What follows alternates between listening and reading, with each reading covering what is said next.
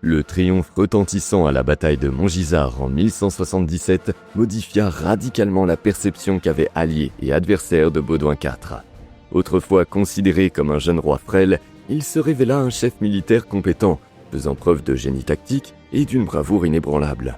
Son prestige parmi les croisés s'accrut considérablement, renforçant sa légitimité malgré les rivalités à la cour.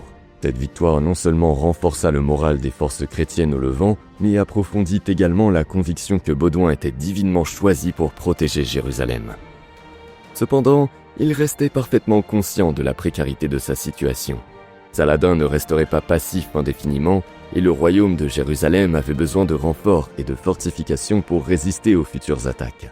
Reconnaissant la nécessité d'un soutien à la fois militaire et politique, Baudouin IV chercha à consolider ses liens avec l'aristocratie européenne. En 1177, le comte Philippe de Flandre, un noble puissant à la tête d'une troupe aguerrie de chevaliers, arriva au Levant.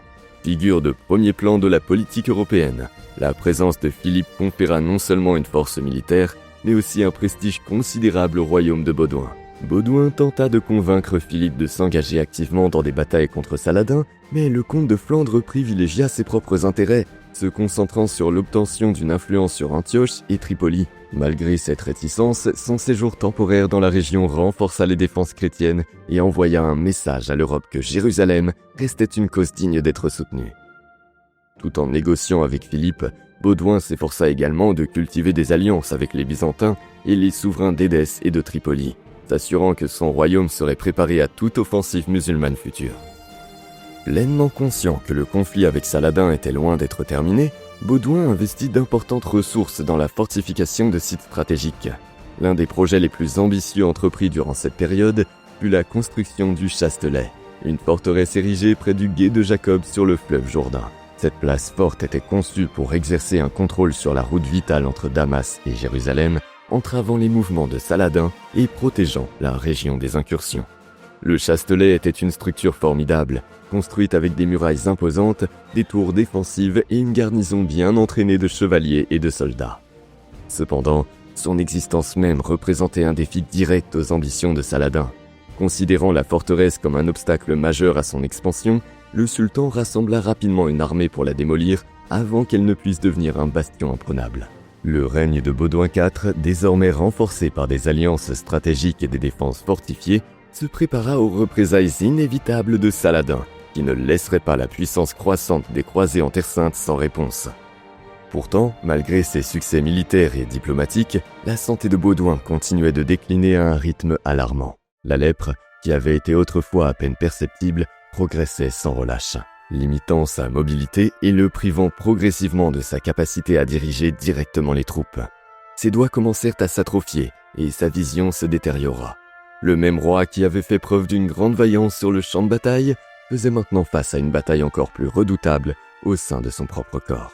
Comprenant qu'il ne pourrait plus gouverner très longtemps, Baudouin devint de plus en plus préoccupé par la nécessité d'assurer une succession stable. La survie du royaume de Jérusalem dépendait d'une transition de pouvoir bien orchestrée, mais de profondes divisions parmi la noblesse rendaient cette tâche redoutable.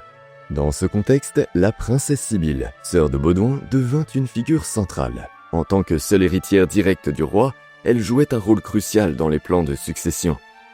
Le choix de son mari devint une question de grande importance politique, car il déterminerait le futur souverain du royaume.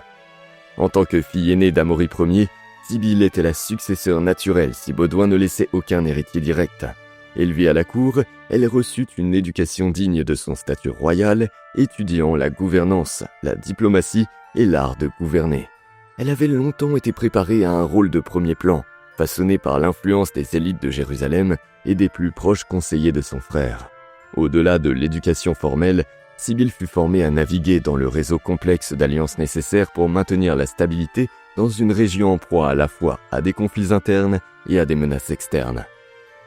Sa mère, Agnès de Courtenay, était une figure très controversée dans la politique du royaume de Jérusalem.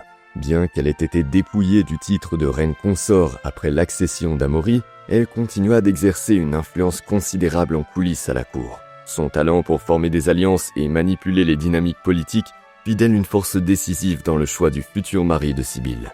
Agnès soutenait fermement certaines factions nobles, utilisant sa position pour s'assurer que le mariage de sa fille consoliderait son propre pouvoir et son influence.